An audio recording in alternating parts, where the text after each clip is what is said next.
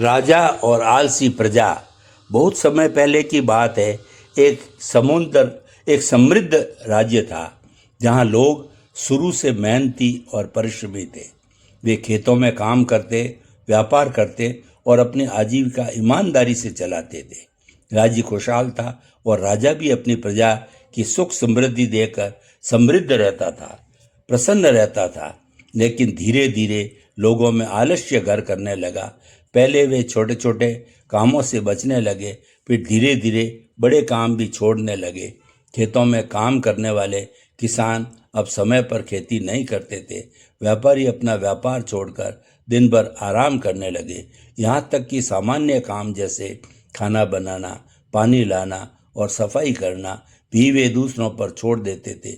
लोगों का अधिकतर समय खाने पीने और सोने में बीतने लगा। जब ये आलस्य चरम पर पहुंचा तो खाने पीने की समस्या उत्पन्न हो गई। कोई काम नहीं करता था, इसीलिए अन्न और सामग्री की कमी होने लगी। लोग दूसरों पर बोझ बनने लगे। तब इन आलसियों ने मिलकर राजा से गुहार लगाई कि उनके लिए एक विशेष आश्रम बनाया जाए जहाँ वे बिना मेहनत किए आराम से रह सके। दयालु राजा ने मंत्री को आदेश दिया कि एक आश्रम तैयार किया जाए। जल्दी आश्रम बनकर तैयार हो गया और राज्य के आलसी लोग वहाँ रहने लगे।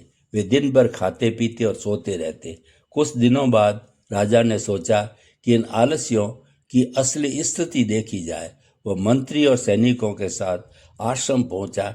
राजा ने सैनिकों को आदेश दिया कि आश्रम में आग लगा दी जाए। जैसे ही आग की लपटें उठी, सभी आलसी भयभीत होकर जान बचाने के लिए बाहर भागे। वे चिल्लाते हुए इधर उधर दौड़ने लगे, लेकिन आश्रम के भीतर दो आलसी अब भी सो रहे थे।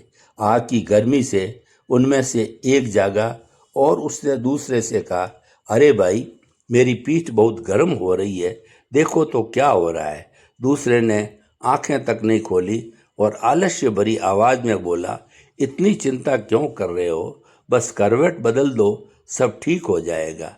यह देखकर राजा हंस पड़ा और अपने मंत्री से बोला, सच्चे आलसी यही दोनों हैं, बाकी तो सिर्फ कामचोर है जिन्हें डंडे मारकर फिर से काम पर लगाना चाहिए।